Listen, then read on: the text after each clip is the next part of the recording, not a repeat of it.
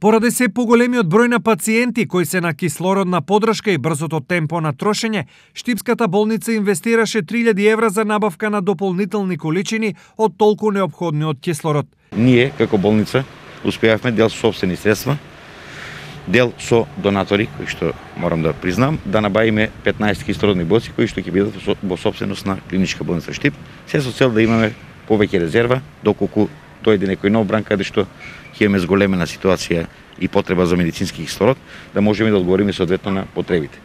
Ние го пратиме трендот на потрошувачката зголемена на кислород.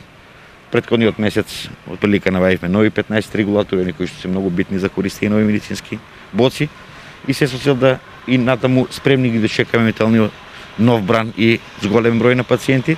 Во меѓувреме, поради концентрирање на најголемиот дел од ресурсите на инфективното оделение, работата во останатиот дел од болницата се одвива со проблеми. На некои оделенија поради недостиг на луѓе и ресурси се вршат само итните интервенции. На одделот на хирургија имаме втора недела веќе застој на тие, да ги кажам, елективни или договорни операции.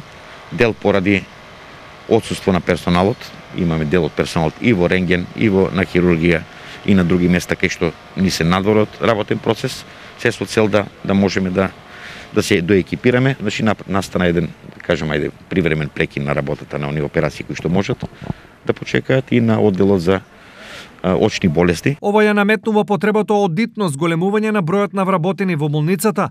Одобрение за тоа има, но ќе мора да се почека крајот на изборите. Имаме над 50 дозволени вработувања едната година.